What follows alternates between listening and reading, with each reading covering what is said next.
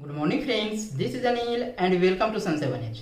दोस्तों, जैसा कि आप लोग को मालूम है, 7वां चरण नोटिफिकेशन अगस्त फर्स्ट वीक में प्रस्तावित है। इस बीच आपके पास में दोस्तों 15 से 20 दिनों का समय है। इस समय का आप किस तरह से प्रयोग कर सकते हैं जिससे कि जब नोटिफिकेशन आए तो आपको ज़्यादा समस्या ना हो और आप तुरंत अपना फॉर्म फिल कर सकते हैं। दोस्तों, आज के इस वीडियो में हम लोग देखेंगे दोस्तों इसी से संबंधित 15-20 दिनों का आप किस तरह से प्रयोग कर सकते हैं। दोस्तों, स्टार्ट करते हैं। इससे पहले आप हमारे चैनल पर नए हैं, चैनल को जरूर सब्सक्राइब कीजिएगा और अपने दोस्तों को भी शेयर कर दीजिएगा, बिकॉज शेयरिंग इज केयरिंग।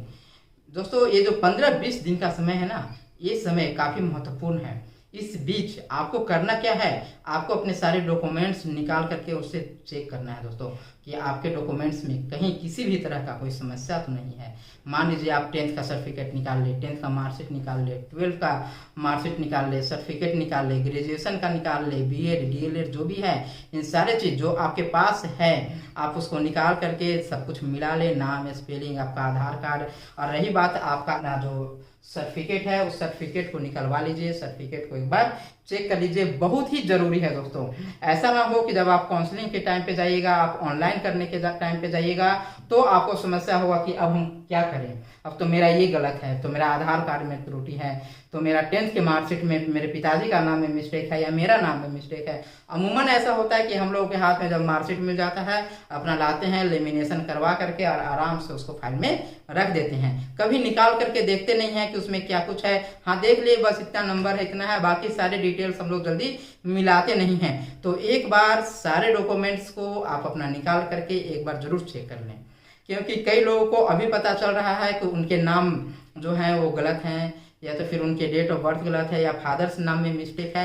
यदि ऐसा कुछ है तो आप उसके लिए आप जहाँ का भी डिग्री हो, या बिहार बोर्ड का डिग्री हो, यूनिवर्सिटी का डिग्री हो, बीएड का, कॉलेज का, जहाँ का भी हो, तो एक अप्लाई आप वहाँ भी जा करके कर दे उसको सुधारने के लिए। दूसरा काम करें कि आप उसके लिए एक एफिडेविट बनवा करके रख ले अपने पास।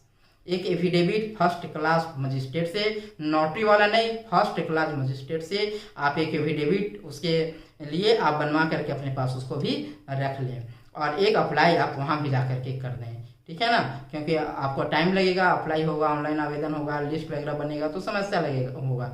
तो उतने दिनों तक आपका एफिडेविट आपका काम करेगा, और जब नियुक्ति की बारी आएगी, काउंसलिंग की बारी आएगी, आपका ओरिजिनल डॉक्यूमेंट्स भी सुधार करके आ जाएगा।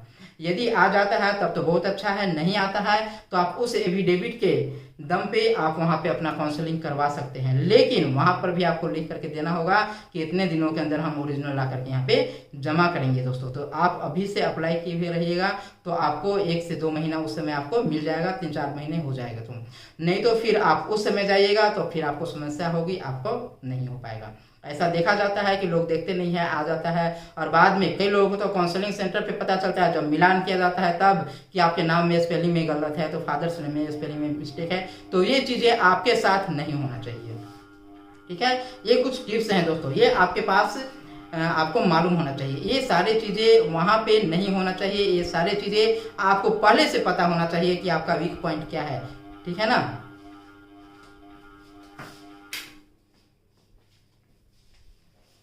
ऐसा ना हो कि आप वहाँ पे जाएं और आपका नाम में मिसमैच है और आपको रिजेक्ट कर दिया जाए, किसी और को ले लिया जाए आपके जगह पर। तो ये चीज़ नहीं होना चाहिए। यदि ये चीज़ होता है तो आपके लिए, आपके पास उसके लिए एफिडेविट है। ऐसा नहीं कि वहीं पे वो बताएगा कि आपके नाम में मिसमैच है, फादर्स नेम में, डेट ऑफ बर्थ में मिसमैच है, तो आपको समझ भी में नहीं आएगा कि अब हम करें तो क्या करें। इसको लेकर के दोस्तों, इसको लेकर के अब हम करें तो क्या करें, आपको कुछ समझ में नहीं आएगा, ना आपके पास एफिडेविट है ना कुछ है। इसलिए ये सारे चीज आप अभी से मिला करके देख लें, है कहीं पे गलती है तो आप सुधारने के लिए भी दे दे। दूसरा, आप उसका फर्स्ट क्लास मजिस्ट्रेट से एफिडेविट बनवा करके रख ले कि एट ए टाइम यदि आपको आपसे मांगा गया तो आप तुरंत एफिडेविट निकाल करके दें और आपको किसी भी तरह का कोई समस्या नहीं होगा दोस्तों।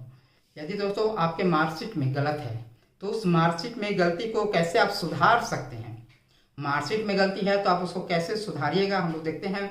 मान लीजिए आपके 10th में बिहार बोर्ड का है तो आपको बिहार बोर्ड से वो सुधरेगा, आपको अपने कॉलेज से फॉरवर्डिंग करवा करके वहाँ पे ले जा करके आपको बिहार बोर्ड पटना में जमा करना होगा, या उसके क्षेत्रीय कार्यालय है आपको क्षेत्रीय कार्यालय से भी काम हो जाएगा।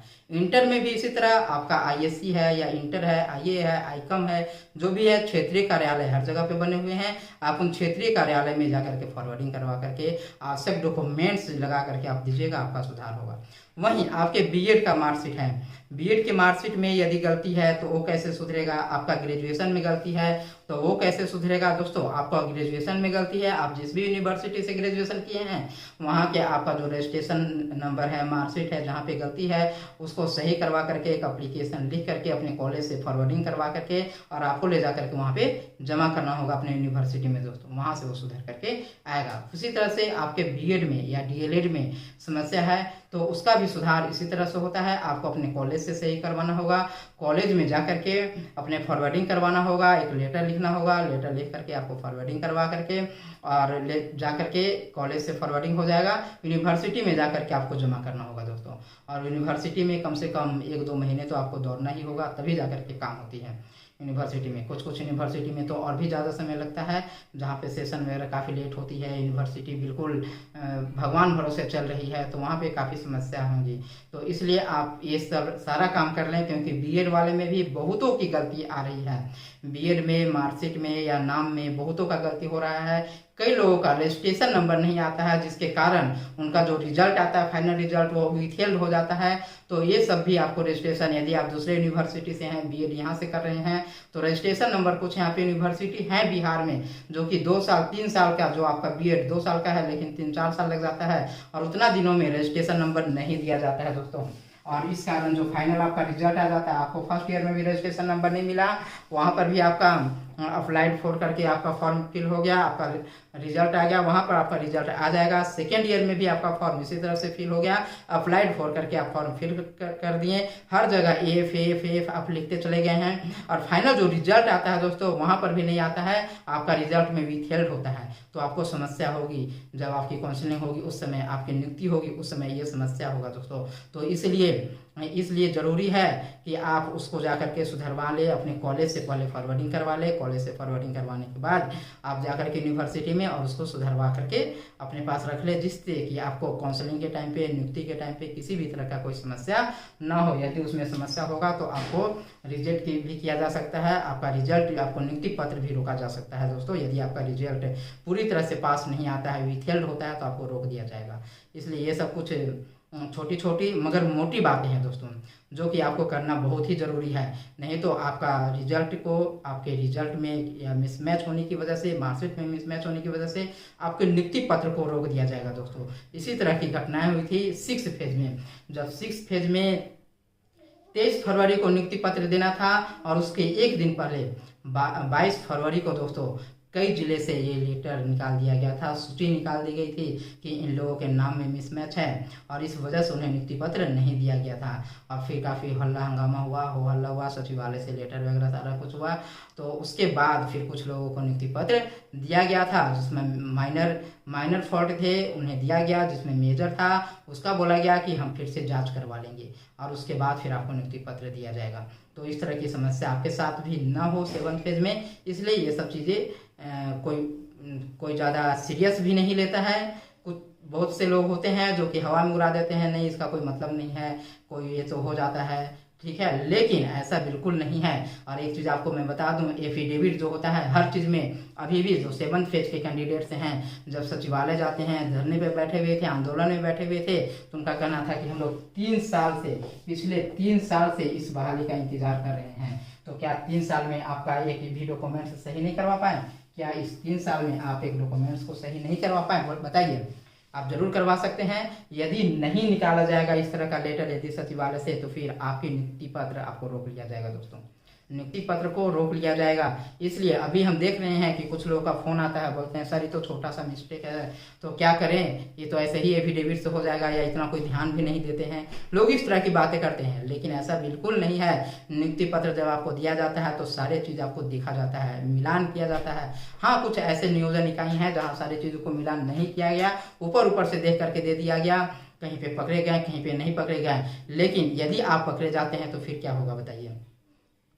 आप पकड़े गए तो फिर आपका नियुक्ति पत्र रोक लिया जाएगा। तो इसलिए ये सब छोटी छोटी चीज़ें हैं और पूरी तरह से एफिडेविट पे डिपेंड नहीं रहना है। पूरी तरह से आपको एफिडेविट पे डिपेंड नहीं होना है। वो लास्ट ऑप्शन है, उसको आप लोग फर्स्ट ऑप्शन लेकर के नहीं चलिएगा।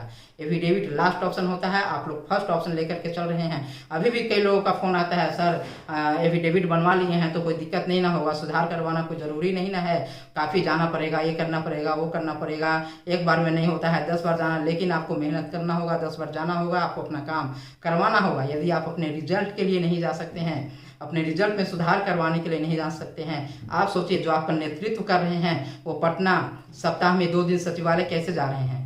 बताइए, क्या वो सिर्फ उनका काम है?